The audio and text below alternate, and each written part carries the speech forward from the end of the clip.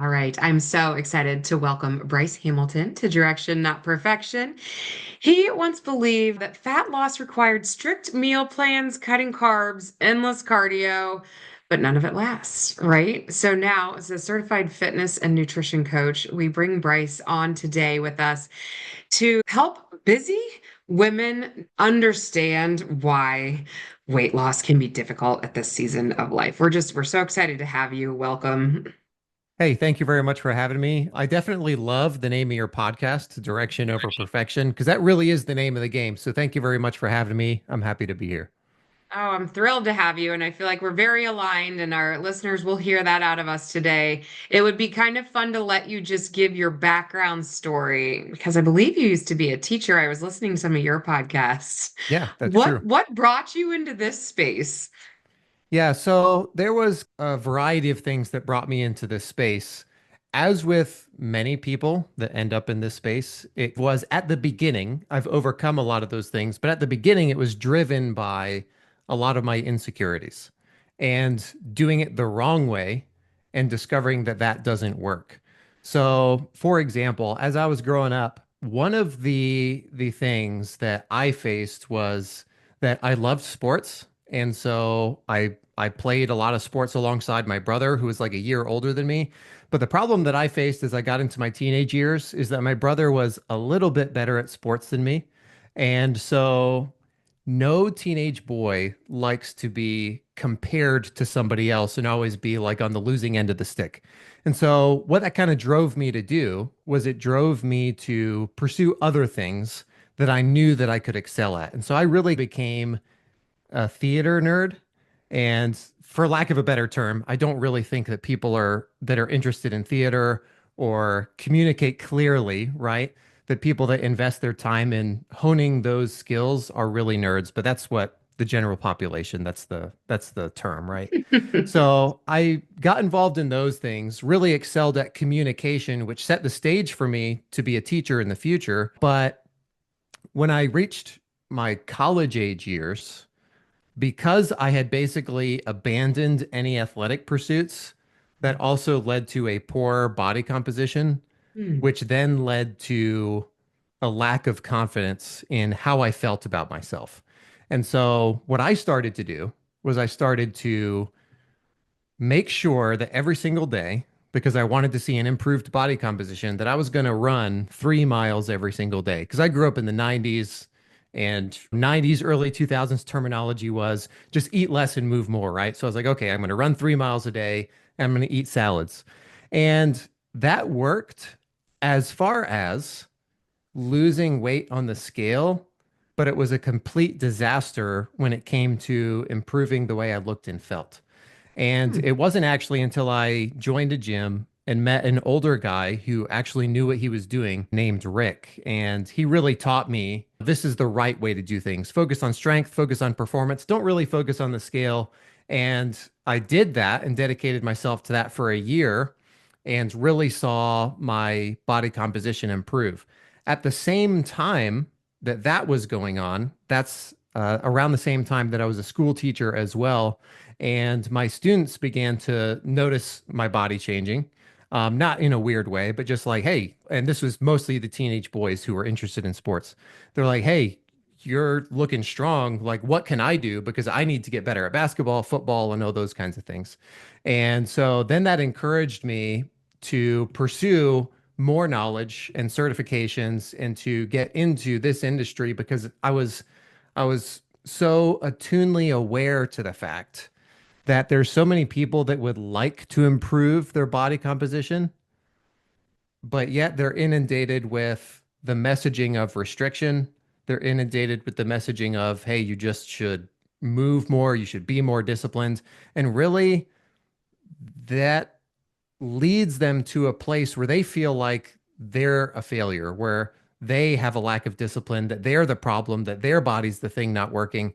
But the truth is that 95% of people that lose weight using those traditional methods end up gaining it back plus interest.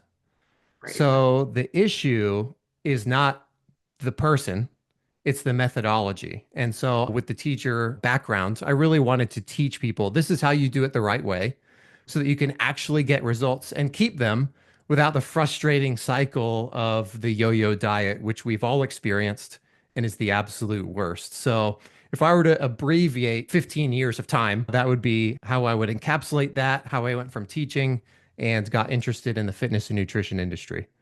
No, thank you for pulling us along on your journey because there always is one. And yours is unique. It kind of sounds that you were able to hear, don't focus too much on the scale, and you ran with it. And maybe that took more time because we did abbreviate this. But do you feel like that clicked for you pretty fast? And why do you think that was, if that was the case? Where I feel like our clients, and I'm sure your clientele too, it's really hard to get people off of that scale and knowing that there's more to the success and the wins than what the scale's offering. Yeah, and that's a great question because when I was encapsulating that time frame, it might seem like somebody told me, "Hey, focus on performance and not on the scale." And then all of a sudden I just did it, right? But there was also years that preceded that. And the years that preceded that were me engaged in the behaviors that I already described, which was I was trying to eat as little as possible and move as much as possible. And I also realized that during those years of me restricting my diet and just trying to move more and just trying to be more disciplined and trying things like one meal a day, low carb, keto, whatever the fad thing was at the time. Because when you think back 15 years ago, there was a lot of fads flying around. And some of them have had staying power and some of them not really. But between the time of me accepting the fact that I needed to set aside the scale and focus on performance, I was engaged in all that stuff and still looking in the mirror and thinking to myself, what am I doing all this work for? So I don't really think that it was a situation where I just accepted the idea. I think it was a situation where by the time that somebody presented that idea to me, I had already failed in every way possible. And so it was like the last thing that I hadn't done. And it also seemed way less stressful and way less mentally draining than any of the other things that I had tried. So I was like in a situation where I was like, okay, what do I have to lose, basically? Everything else hasn't worked. This is the last thing. And if I'm focused on just getting stronger, the worst thing that could possibly happen is that I get stronger. Maybe my body composition doesn't change, but at least I'm stronger and I can brag about that to the other guys. So there was at least a positive outcome that was guaranteed. But the reality is that once I started engaging in those behaviors, that everything else changed as well. And something that I like to say to my clients that I think would be beneficial for your audience as well is that during that year where I was super focused on getting stronger and increasing performance, I did not lose a single pound. Mm. However, my pant size went from a 36 to a 31 within that year. And so if I had been hanging my hopes and dreams on a number on the scale, I would have given up way before that year was over, and I would have never received the benefits of all the work that I was putting in to honing in those behaviors. And it wasn't until I realized, like, hey, none of my clothes are fitting anymore. The number on the scale is the exact same, but none of my clothes are fitting anymore. I need to get smaller clothes. And it wasn't because the scale was reflecting that. It was because body composition matters. We all know that. I think the percentages off the top of my head that fat takes up 18% more space than muscle does. So if you could transition your weight to muscle versus fat, you would take up less space. You would be way more functional and you would feel way better. And all the things that you actually want are encapsulated inside of performance and muscular health. And so it wasn't that I accepted that idea right off the bat. It was that I had spent years failing and finally arrived at a place where I was like, well, I might as well try this last final thing and see if it works. Thank you. I had a feeling you would go a direction like that with that, and I think it was really worth hearing that part of your story just so our listeners can go, yeah, okay, I hear you. That's me. I think people get to their wits' end, and then you found a professional who you liked and trusted, right? And so Yep. then we're listening to somebody that we're going, okay, I'm really ready to hear it from you. I might not be ready to hear it from this other person, but like tell me what you got. And you were just put in a really good environment. So I want everybody to go, there's hope for you. If you haven't found the right person, if you haven't settled into that next piece of your journey, it's available to you. There's just a lot of patience through this, right? Like, and I feel like you say this somewhere. Here it is. No gimmicks, no extremes, just real strategies to help you feel strong. That we're boring, right? Like, Yep. that's not flashy. That's not sexy. It's not fast fixes. I just feel like it's such a settle in process. And how do you pull your clients along to keep giving them hope, but keep them settled into the no gimmicks, no extremes with all of that coming at them with promises from social media and external sources? Is that a struggle at all? Yeah, and that's a great question. So, one of the first things that I have all of my clients do that very first week is I have them do two things. And each and every week that they work with me, they get homework assignments. And the very first one is number one, I want you to journal about what your ideal future self looks like. And then once you've done that, I want you to write a letter of encouragement to yourself. What does it look like to achieve that? And I have them submit it to me because I'm looking for two things.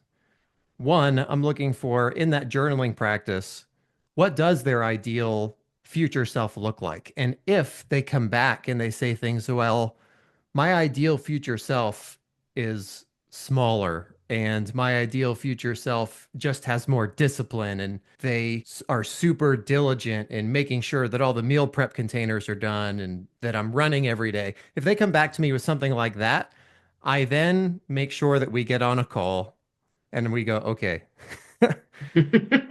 being smaller is not an ideal future position that we want to put ourselves in. And so we have to reverse engineer the beliefs that led to, will being smaller actually make you happy? And if you can re-engineer or reverse engineer those beliefs and instill new beliefs. Like, for example, I had a client who recently signed up and I had her do this exercise. And I mean, she picked up the spirit of it right away. And she wrote in her journaling exercise that my future self is strong enough to play with my grandkids without getting winded. And that's what I want. And I was like, okay, you're going to be successful because Mhm. you're focused on things that really matter. Being a smaller version of yourself does not matter because there is no positive outcome that impacts your wealth or relationships, right? Because those are the other two aspects of life that really matter. Do I have enough wealth to take care of my family? And are all my relationships healthy around me? And when we're focused on getting really smaller, when we follow that messaging, then that tends to hurt our relationships and hurt the things that really matter. So, for example, I had another client who started working with me, and the big problem that she was trying to solve was that she had gone to her doctor, and her doctor let her know that she needed to lose some weight. But at the same time, she had been working towards that goal for like 3 or so months, and she began to frustrate her husband because she did not feel comfortable eating family dinners with her husband and the kids, which I understand that frustration, both from her perspective, because Yeah. she didn't know why she wasn't losing weight like she wanted to. And he wanted her to be engaged with the family. And so the positive outcome that we set out for her was okay, how can we make sure that your relationship with food is laid out in such a way that you can enjoy dinners with your family and still get the positive outcome that you want that will help your physical condition. The fact that your doctor wants you to lose weight and all those things, and you want to feel more confident in your body. But the real goal is how can we, without fear, eat dinner with our family and enjoy the time that we have with them? And so I think that setting before us what our reasons for doing this are. Why do I want to become more healthy? Is it because some ridiculous magazine presents a picture to me and says you should look like this? Because you'll never get there if that's the reason why. But you will get there if the reason why you want to do something is because you want to spend better time with your grandkids. You want to spend time with your young kids in their formative years and be able to eat dinner with them without a fear of, am I eating too many calories? If you're focused on those real life situations, then it's going to be so much easier to be engaged in the process because the meaning behind it is actually meaningful and not some vapid, vain thing that doesn't really matter. And so once somebody grabs a hold of that perspective and you say, okay, the stuff that we do is not gimmicky, it's super boring, but it works. And if you stick with it, you're going to be able to play with your grandkids without getting winded. You're going to be able to eat dinners with your family with no guilt and just be able to enjoy your time with them. If those are your reasons and you stick to the boring process that always works, then you're going to get there and you're going to also be able to have these other things that you want as well. Yes, thank you. So beautifully stated. It goes back to the ask why until you cry, like peel back all those layers of why you care. And and the changes in the show up, right? Just keep Yep. showing up to the things that actually scientifically work Yep. and can be very boring, but just keep showing up. I love the pleasant surprises that can come down the road, that you had mentioned there was just a moment once you got stronger where you're like, oh, you finally saw it, you felt it. And it takes a while, especially when your body composition's changing like that. And I think the same thing for anybody going through a process of true change. And you can tell me if you agree with your clients, but sometimes it's like 6 months to a year before the real physical change happens because there's so much internal change, both physically and mentally going on, that like the work has to get done before that next piece can fall into place, which is frustrating when you're living through that and feeling like I'm working so stinking hard here. And if you're feeling like it's the scale or the visual look that's supposed to be your outcome, I mean, literally just had a conversation with a client yesterday about it where she's like, I'm not seeing anything, and it's like I could point out 20 things that have changed, but Yeah. because you're focused here, you can't see them, right? And I think that's our job as coaches to help our clients see their success. So thank you. That was so good. And I feel like you have such a good way with words and giving us all visuals. I think we would all love your podcast called Fat Loss Simplified, where you give clear, sustainable strategies to burn fat, build muscle, tone your body without restrictive diets and exhausting workouts, which is what we're talking about here today. You kind of have 4 bullet points underneath this podcast that you try to give like as some actionable takeaways from all of these. And do you mind if we play a little in this space? And I'm going to give you something you've said and then give us some examples of what the actionable step might look like. Oh So, yeah, for absolutely. example, yeah, okay, cool. You're up for it. Your first one is strength training for fat loss. So, when you're in a session, a podcast, where does your brain go? And as far as an actionable step with this, and why do you have such a belief system here? Yeah, I really believe in strength training for a variety of reasons. And we were talking before we hit the record button, and we could spend probably a lot of time on all of these bullet points. But to condense, the power of strength training is that when you think about, for example, women in particular, they have been inundated with the messaging since probably the 70s, maybe even earlier, about how you should avoid the weight room and how you should be engaged in cardio. And I have nothing against cardio, by the way. It's good for your cardiovascular health. So we're just set that aside as I'm not against it, but I'm very much pro strength training. And I put such an emphasis on it because it's been ignored for so long. I feel like I don't really need to talk about cardio because everyone's already bought and sold on that idea. Yes. But when it comes to strength training, there's a lot of work to be done. And when it comes to women in particular, number one, it's the messaging that has kept them away from it. But when you also think about the health outcomes, because that's what we really care about, right? We care about how can we live long, healthy lives, and not just long, but healthy. The goal is not to increase your lifespan. It is to increase your lifespan in the context of feeling good and being able to enjoy your life. And so, if that's the outcome that we want, and you think about that messaging and the impacts that it's had on women, women, when you think about the prevalence of osteoporosis, 80% of all osteoporosis diagnoses are for women. And Mm. when you think about why that is, I think it partially, not completely, but partially goes back to this idea of move more and eat less. And that's the only mechanism for weight loss. Because when you're so focused on eating less, then the outcome that comes out of that is that your body has been robbed of resources that it needs in order to live a long, healthy life. And so when you think about bone, bone is really just a muscle matrix with a bunch of minerals laid on top. And so if we ignore strength training, we're also ignoring bone health and muscular health, which contributes to bone health. They've actually done studies where if you focus on increasing strength and increasing muscle mass, that you will also increase bone density. And so I think that for women, that's super, super important. Then when we also think about when we age, what's the number one catalyst for somebody who's aging to pass away?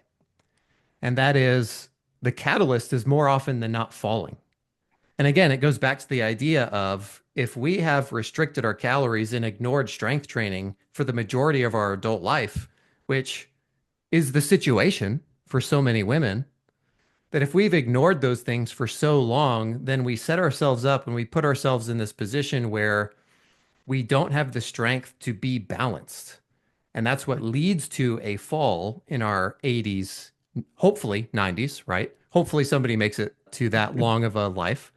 And so it leads to that falling. And then that's the catalyst that kind of sends you down the rabbit hole.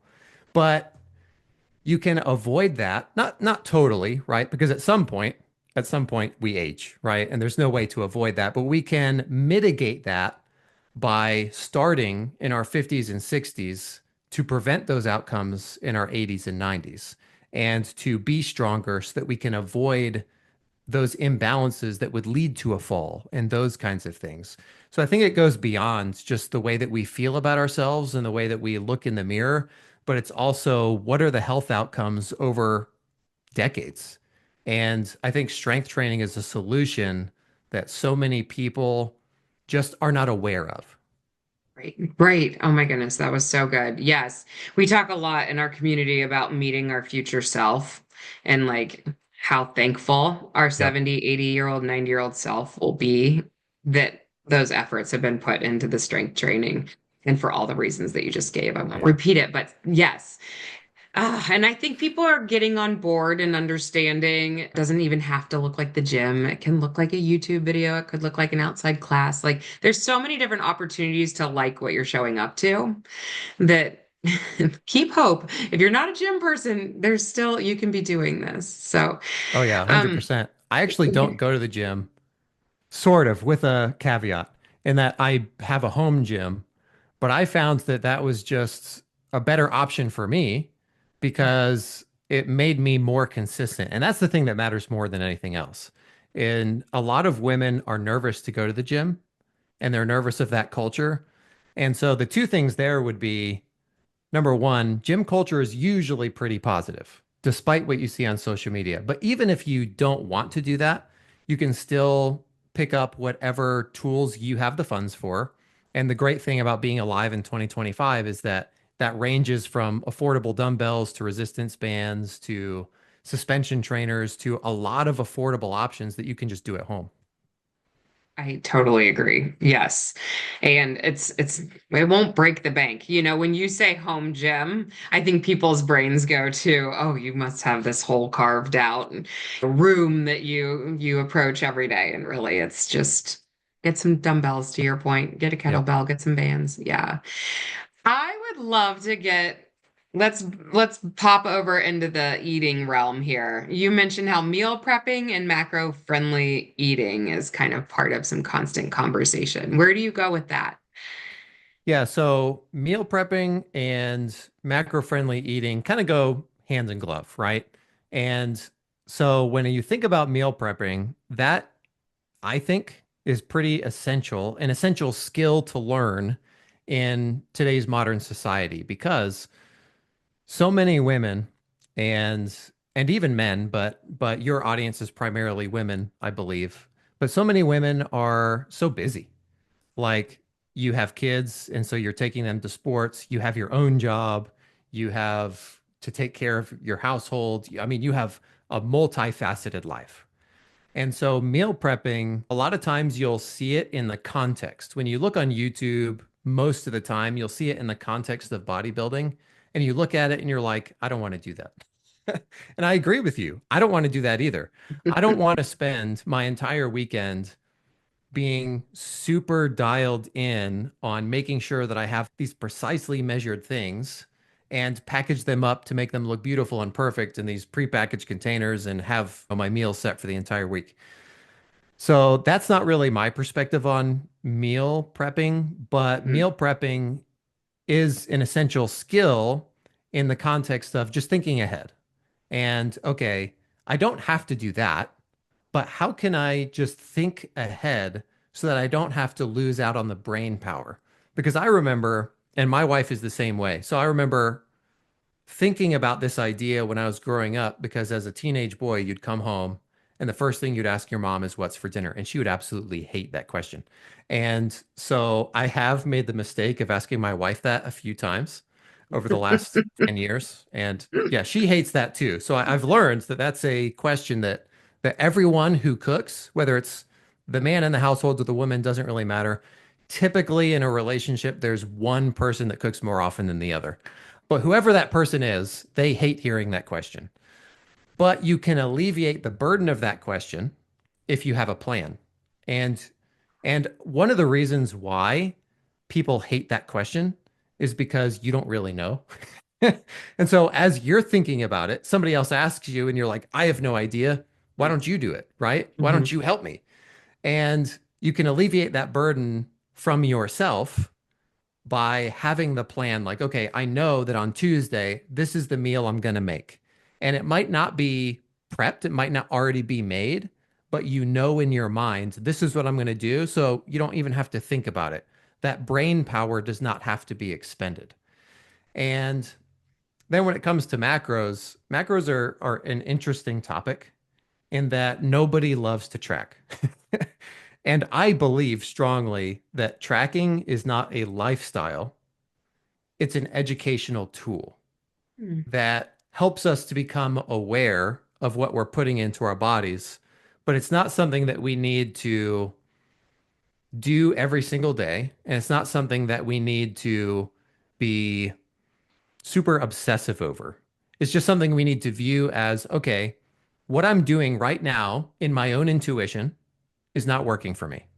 So let me break out this tool so that I can learn the reasons why. And then once you learn the reasons why it's not working for you, then you can transition to more intuitive eating and thinking to yourself, okay, now that I know the reasons why it didn't work from the lessons that tracking my macros taught me, now I can intuitively eat with those lessons that I've learned. And again, that's going back to just alleviating that mental burden.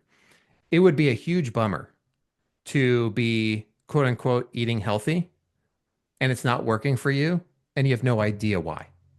And so macros are just a way to educate us to help us hone in our intuitive eating skills so that we can alleviate the mental burden that is tracking and counting calories and all that stuff and we can break free from that model. Yes, and the burden comes from tracking in itself can just be interesting and fun, but most women have it tied back to diet Yep. mentality, right? Where Yep. it's been pressure and then there's been the attached feeling of failure with it. So it's like releasing that burden is trying to pull everybody into this different space of we're just researching.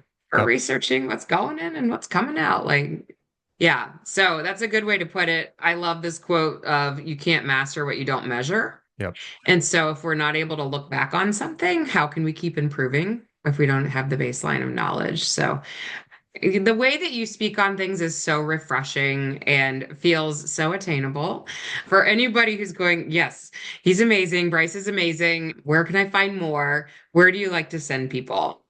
Yeah, my favorite place to send people is actually over to my podcast, and you can find that on hamiltonfit.com/podcast. And all that does is it just takes you directly to Apple and the podcast player over there. It can be found on any of the other podcast players as well, but that's my number one place that I really like to hang out. You could also find me on Instagram over at rbryce_Hamilton and find me there as well. All right. And I think I saw you on YouTube as well. Yes. Yeah, I do post on YouTube, and mainly the podcast is also on YouTube. So if you prefer YouTube, then it's over there as well. So that's an option. Right. You are reachable. I love it. I like this closing question for everybody. If you could wrap your arms around our listeners today, if they heard nothing else, if they got distracted, like what would be the one thing that you'd be, please hear this out of me? Yeah, the one thing that I think that would be the most helpful and the most comforting for most people is that if you can break free from the mindset of eating less and restriction to the mindset of abundance and how can I fuel myself to be a better, higher performing person? If you can break free from that and attain performance, then you're going to be so much better served and you're going to feel way better. And it's just so much more fun. It's so much more fun to say, man, I got stronger this week because I could walk X amount more steps, or because I could lift X amount more weight, or because I could do this measurable thing, than to say, oh, bummer, I couldn't eat ice cream with my kids, and the scale also didn't go down.